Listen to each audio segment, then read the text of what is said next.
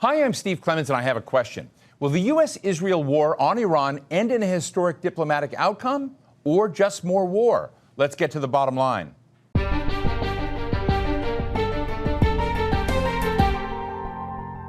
After 39 days of nonstop bombing and late-night social media posts threatening to wipe out Iran's civilization, U.S. President Donald Trump announced that Iran's 10-point ceasefire offer was a, quote, workable basis for diplomacy. Both sides declared victory, and the Strait of Hormuz was on track to reopen. But then, within hours of the ceasefire, Israel ramped up its attacks on Lebanon, killing more than 300 people in one day. Iran then shut down most shipping in and out of Hormuz and insisted that any ceasefire include Lebanon. Against this backdrop, U.S. and Iranian officials are now holding talks in Pakistan's capital, Islamabad. So what are the chances for a real deal? Or do peace and stability remain highly unlikely? Today, we're looking at the issues from two different perspectives. In a moment, we're going to be speaking with Nader Hashemi, who teaches Middle East and Islamic politics at Georgetown University. But first, we're talking with John Bolton, former U.S. National Security Advisor to President Trump in his first term and former U.S. Ambassador to the United Nations, and he's author of The Room Where It Happened, a White House memoir. Ambassador Bolton, thank you for joining us. Look, you've been a long-term advocate of regime change in Iran. How do you see things going now?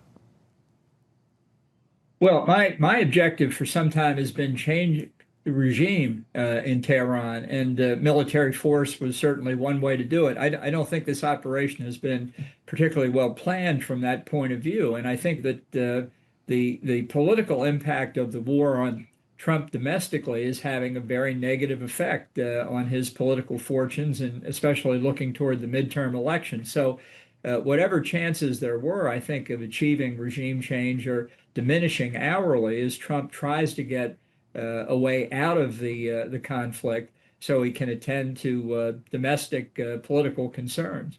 But I'm interested from your perspective, or I know that you sometimes talk to Israeli Prime Minister Netanyahu. What would finishing the job mean? Because there don't seem to be many targets left that are militarily valuable. I'm just interested in what an ongoing prosecution of this conflict might have looked like.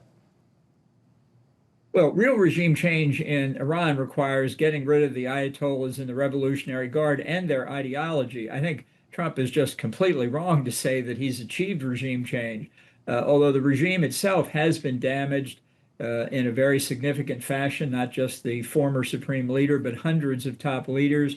The instruments of state power, like the Revolutionary Guard, like the Quds Force, like the besieged militia, have been damaged. But to do this right, you have to plan in advance. You have to build a case for the American people on why regime change is justified. I think there is a compelling case to be made. Trump didn't make it. He didn't prepare Congress. He didn't prepare the allies, and not just the NATO allies. He didn't prepare the Gulf Arab allies or Japan, South Korea, and others in the Pacific who depend on Gulf oil. Most importantly of all, he didn't prepare the opposition. He didn't help them establish better communications, stronger leadership capabilities, provide them with weapons if that was necessary. Trump had made it very clear he wasn't going to put substantial American boots on the ground. I take that as a given in his thinking. So the role of the opposition inside Iran, in conjunction with the military action, becomes all that more important. And Trump, on all these fronts I've just mentioned, as near as I can tell, did very little, if anything. Do you think, Ambassador, that this is any kind of a learning moment? We did regime change in Iraq. We saw regime change in Syria, but it wasn't done by invasion. You've seen regime change in other places, but there's always tended to be a lot of blowback, huge costs, stress on alliances, and these tend to be multi-decade exercises that the American public quickly tires of, and I would argue sometimes generally don't produce the results they were intended to do. So I'm just interested, is this a learning moment where we have to go back, even with some of the assumptions you have about what you've advocated on regime change, and take another look at that? Well, I think you have to look at each situation on its own. In the case of Afghanistan, the mistake we made was leaving Afghanistan in the summer of 2021. The Trump deal with the Taliban and the Biden administration carrying it through. I don't think that made the situation in Afghanistan any better for the people there, or certainly not for us.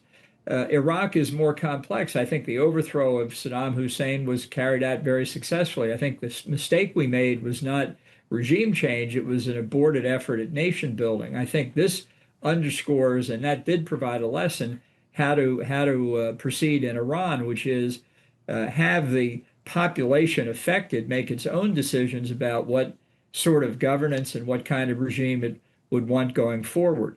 But we're nowhere close to that. As I say, if whatever you can discern from publicly available information, there's been next to no contact, except maybe with the Kurds in passing, with any of the opponents of the regime inside Iran. So there's no guess what comes after. And I will say also in the case of Iran, the biggest concern for the United States from the get-go has been the Iranian nuclear program. And that too remains unresolved. You talked about the stress on allies, and allies, very key allies of the United States who were not consulted, that you were even surprised by the president taking this action. My question to you is, once you know all of these issues and you see the doubts building up out there and the lack of trust among key allies, does NATO survive this? Well, I think it's a close question. Trump, from the time he took office in 2017, has not treated NATO well. He doesn't understand it. He basically thinks it's a system where we defend Europe, they don't pay for it, and we don't get anything out of it. I mean, if that's the way NATO really worked, I wouldn't favor it either. But it's not a fair description of the alliance. I think Trump made a big mistake in not consulting NATO and the other allies before this war. But I think Europe has unfortunately made some mistakes here too. This does concern them. This should have been something that they could have done more to help out on. And in fact, the irony is many NATO countries, Germany's a prominent example, are helping and doing it very quietly. So I think there are a lot of factors here, but I do think you can put this down largely to poor allied maintenance by the Trump administration, and he hasn't improved his disposition even after meeting NATO Secretary General Mark Rutte on Wednesday. So I think it's going to be a tough 3 years. I urge the Europeans to grit their teeth and remember life goes on after Donald Trump. The Soviet Union tried to split NATO in the Cold War, and one reason among many they lost the Cold War was they failed to do it. We shouldn't do their work for them. On a scale of 1 to 10, how likely do you see the Iran conflict with Israel and the United States resuming in short order? I think it's very low, maybe 2 or 3. I think the Iranians can sense very clearly Trump wants out. Their internal debate is probably how much can we squeeze out of him? How many concessions can we get? So all eyes will be on J.D. Vance, who has already made it clear, or his staff has through leaks to the press, that he opposed Trump's military action. We'll see if he can deliver, what he delivers out of the forthcoming negotiations. It could have a dramatic effect on his presidential chances in 2028.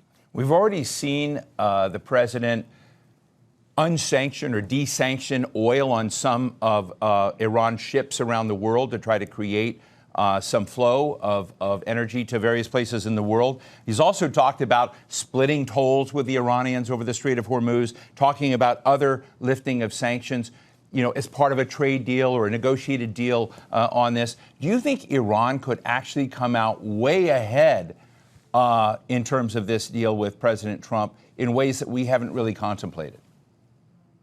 Well, I'm very worried about exactly that. It was a mistake to lift sanctions on Iranian oil or Russian oil, as he also did. I'm sure what he was trying to do was get the global price of oil down, but that's providing money to our adversaries, especially Iran, to use in the war against the United States.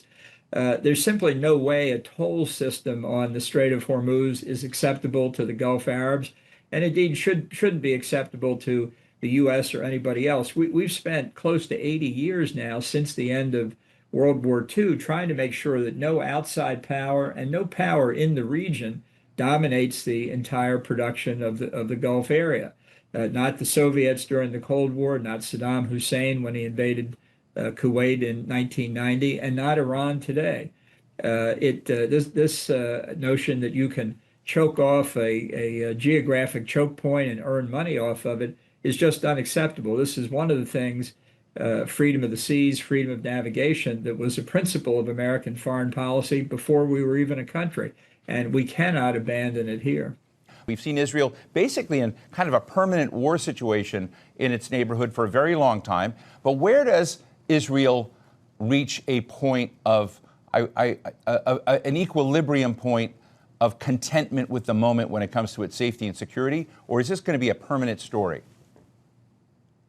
You know, in terms of how the U.S. got into the war, Netanyahu has believed in regime change in Iran probably longer than I have. And he was saying these things to Trump in the first term. It obviously didn't have an impact, nor did my arguments have an impact. So whatever it is that persuaded Trump in the second term, it's not the delta between what Netanyahu was doing in the first term and the second term, because I think he was saying exactly the same thing. There was some other factor. I think Israel has, since the October 7, 2023 attacks, has really inflicted substantial damage on Hamas and Hezbollah, which are the two most proximate terrorist threats that Israel faces. Together with the U.S., they've inflicted substantial damage on Iran. I think in Israel, they understand when Trump calls an end to the war against Iran, that's Israel's end to the war against Iran as well. So that point of equilibrium, or at least of stasis, could be coming fairly soon. I think it is actually encouraging that Israel is talking directly to the government of Lebanon. I'm glad the Lebanese government is doing it. They both face a common threat from an armed Hezbollah. That's why we passed Security Council Resolution 1701 back in 2006 to disarm Hezbollah and make it a regular political party. I don't know whether that's really in sight or not, but that could be what Israel's objective is here, and it's still worth pursuing. Well, we'll have to end it there. Really appreciate you joining us. Former U.S. National Security Advisor John Bolton, thank you. Thank you, Steve. Glad to do it. Now we turn to Nader Hashemi, director of the Al-Walid Center for Muslim-Christian Understanding at Georgetown University, and he's author of several books on Iran and the region, including Islam, Secularism, and Liberal Democracy Toward a Democratic Theory for Muslim Societies. Nader, thank you so much for joining us. You've just heard my conversation with former National Security Advisor John Bolton, and to put it in a kind of tight nutshell, he basically says this should have been about regime change. We got it all wrong. President Trump got it all wrong. We're going to limp out of the situation, and Iran's going to still be holding the cards. What are your thoughts? Well, I think he's right that we've got it all wrong, but not in the way that he has presented it to you. In other words, this call for a more robust military intervention to promote regime change has, objectively speaking, done the exact opposite. The Islamic Republic of Iran, I would argue, internally now is much more stronger. It's more cohesive as a regime. It's presided over a transition from a former supreme leader to a new one. And critically, it has survived this massive American and Israeli military assault that sought to, topple the regime effectively, and it's still standing. But critically, internally, where the Iranian regime was on very shaky ground just at the beginning of this year with these massive protests that took place, and the Islamic Republic had to crack down very brutally on them. The tide of nationalism has kicked in as a result of this, American and Israeli assault. So all of these talk and these, what Bolton was saying about, we need regime change. If anything, the regime is actually, I would argue at this point, much more on solid ground than it was before this war started. One thing Bolton said, which I think is very important, is that regime change isn't accomplished by guns. It has to come with an uprising of the people. It has to come up with new leadership. It has to come up with the displacement of the IRGC. So, let's be clear, when Bolton and American sort of war hawks talk about, a regime change and a democratic opening, they don't really mean democracy. They don't want democracy. What they want is effectively the Islamic Republic of Iran to turn into another United Arab Emirates, where there's going to be a pro-American, dictator in power that will work very closely with the United States. If you're serious about supporting democratic forces in Iran, then I think you have to sort of do some basic things. You can't starve the population. That's not conducive to, democratization. But critically, democracy requires a set of preconditions internally in Iran, but also externally in Iran. The threats of war, the threats of sort of bombing Iran back to the Stone Age, destroying Iranian civilization, all of those external sort of, threats that the United States has been using against Iran for a very long time, undermine democracy. I just want to point one. By the way, which anyone, with international legal experience would say those terms said so broadly are war crimes. Well, it's much worse than that. What Donald Trump said about civilizational erasure is tantamount to the threat of genocide.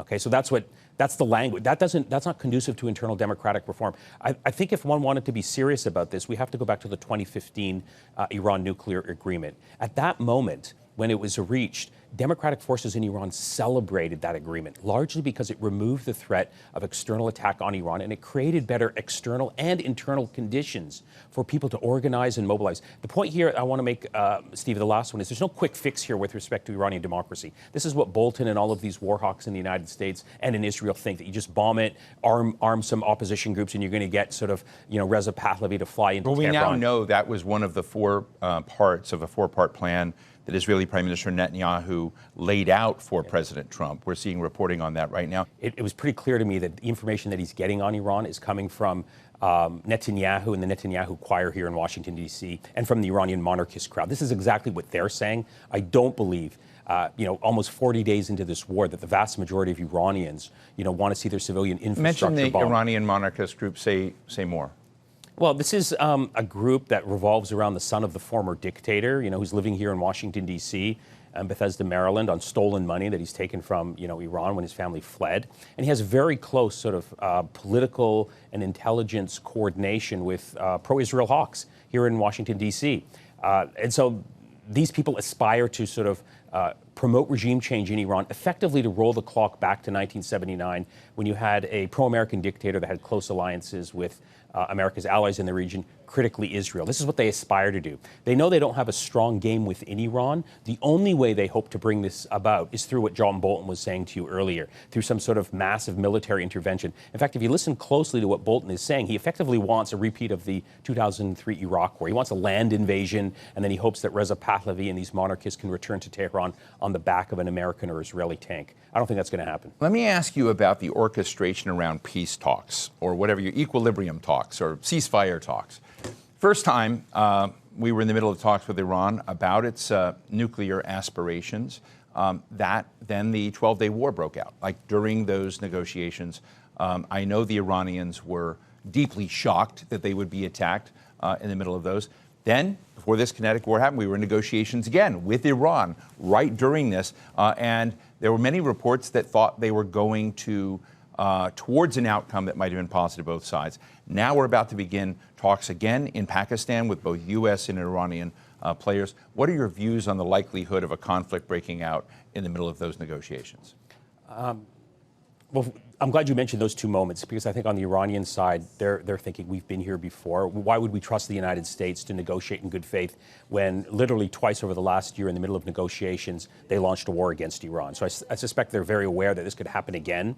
The likelihood of another war breaking out, my view is that it's probably much lower than most people realize. I mean, you were speaking to John Bolton about this on a scale of 1 to 10. He says it's about 2 or 3. I agree, because ask yourself, what more can the United States and Israel accomplish after 40 days of bombing? Are they just going to return to sort of that type of policy that sort of deeply affected the global economy, deeply destabilized the Middle East? I don't see what is gained by reproducing that policy, bombing Iran again. I suspect Donald Trump probably is just going to try and get the best deal he can out of Iran. Iran is not going to negotiate on many of its red lines related to its nuclear program, critically over the Strait of Hormuz. So I suspect we're going to be in somewhat of a stalemate, which things as they stand right now are going to remain sort of the status quo for the foreseeable future. And what that means for Iran geostrategically is a huge win, because they've asserted hegemony over the Strait of Hormuz, and there's no one who can dislodge them. And so that represents a major shift in regional balance of power, in the regional global balance of power in favor of Iran.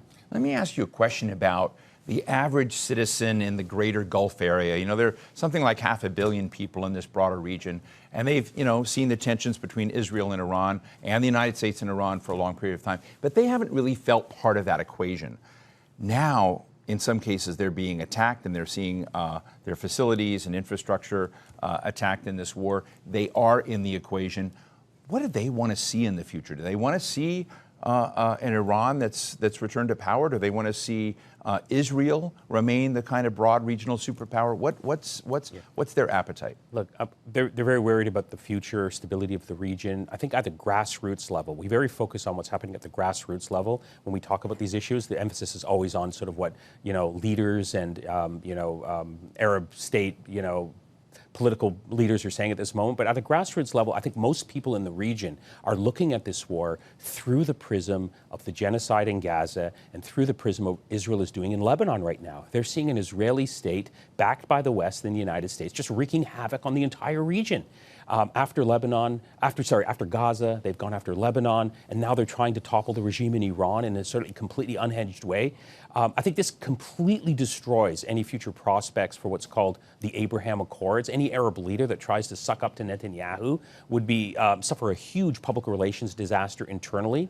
But at the same time, I think people are sort of thinking about their own economic future, how they're going to sort of live in this sort of chaotic environment, knowing that Donald Trump is completely unhinged and he's unable to rein in his closest ally in the region, Benjamin Netanyahu, because there was allegedly sort of an understanding, at least from the Pakistanis and the Iranians, that the ceasefire was supposed to include Lebanon. Netanyahu said absolutely not, and he's continuing to bomb Lebanon. So if Donald Trump can't restrain this Israeli prime minister, it doesn't bode well for the future of U.S. policy in the region. So I think people are very worried about where this is headed. I think this is, Steve, a pivotal point in the politics of the region. I think many people are going to view the United States and Israel and also their own leadership in the Arab world with a lot of skepticism. There's going to be a lot of anger, a lot of resentment, and I don't think things are going to go back to how they were on February 28th when this war began. The United States has been trying to defang Hamas, Hezbollah, and Iran for 40 some odd years and trying to do this. And I'm just interested in, if you kind of look beneath it, I don't want to rationalize this, but many people basically say that some part of the original sin here was Israel's expansionist policies, taking more land, the displacement of people, et cetera. I'm just interested in whether or not the realities, the DNA of the drivers of this instability, the creation of these resistance groups that have attacked Israel and kept us going, whether or not defanging that belief is even possible, and are we anywhere closer to a different future for the region that somehow begins to see one side or the other either win or some accommodation by both sides? I think one of the predictable results of recent events, not just since this war began with Iran, but going back to October the 7th, is that militant groups, resistance groups, people who are angry with the political status quo, they'll have a much easier time recruiting people to their narrative because they're going to tell their followers, and there's a lot of unemployed youth in the region who have no prospects for a political future, no prospects for an economic future. They're going to be more susceptible to joining those resistance groups and looking at the West and saying this is just total hypocrisy on the part of these liberal democracies that have effectively backed these types of catastrophic wars. And so this does speak to these underlying issues of instability that really go back to the Israel-Palestine conflict. Just think about it. If there was a stable sort of political settlement in Israel-Palestine where Palestinians and Israelis could coexist in some sort of meaningful form, either in one unitary state or in two independent states, how better the region would be, how weaker these types of militant groups would have a much more difficult time recruiting people if that issue was resolved. And the problem with that is fundamentally here in Washington, D.C. There's no appetite, there's no willingness, at least among both political parties here, to provide any sort of serious leadership to solve this long-standing unresolved issue of Israel-Palestine. And the longer it burns, the more it destabilizes the region. Well, we'll have to leave it there. Georgetown University professor Nader Hashemi, thank you so much for joining us today. Thank you. So what's the bottom line? Hopium is not a real strategy, I'm sorry to say. The old world where folks at least talked about one humanity with common purpose, talking about things like rules and laws to help with migration or even climate change, that's all gone. Now it's every nation for itself, and they operate through cold-eyed calculation of interests. When those interests don't align, there's conflict. President Trump can keep saying Iran has no cards, but that's just false. Iran has powerful cards, and that's why the U.S. declared an end to the war, at least for now. Most of the time when powerful countries like the United States try to create regime change, well, they end up prolonging the regime they wanted to change. Nobody wants to see their people destroyed for the sake of an external enemy. We've seen this story over and over and over again. The hubris of conquerors. It just never really works. And that's the bottom line.